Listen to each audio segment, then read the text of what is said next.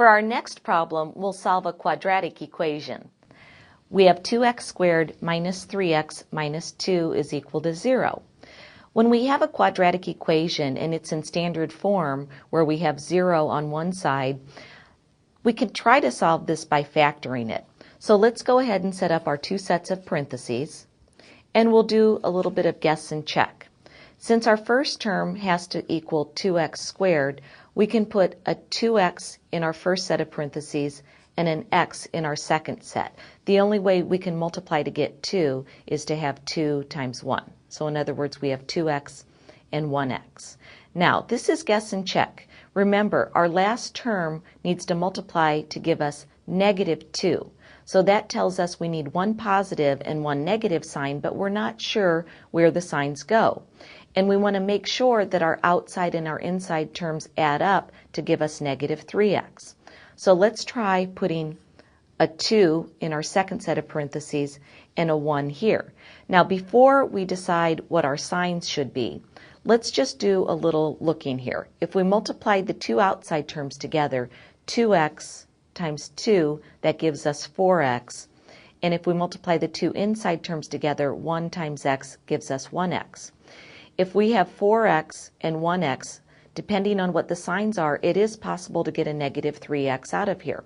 Let's make our 4x negative by putting the negative sign in front of the 2, and our 1x positive by putting the positive sign in front of the 1. Now, let's double check this before we go any further. Let's FOIL this out just to check.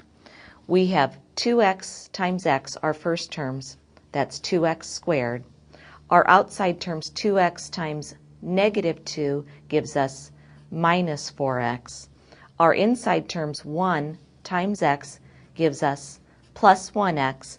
And our last two terms, a positive 1 times negative 2 gives us minus 2. And that certainly does simplify to 2x squared minus 3x minus 2. So we did factor the left-hand side correctly. It's a good idea to get into the habit of checking yourself to make sure you did factor it correctly. Now let's apply the zero product principle. We set each of these linear factors equal to 0. So we have 2x plus 1 equals 0, or x minus 2 is equal to 0. On the first equation, we subtract 1 from both sides, and we get 2x is equal to negative 1. We divide both sides by 2, and we get x is equal to negative 1/2. For our second equation, we add 2 to both sides, and we get x is equal to 2. So our solution set is negative 1/2, 2.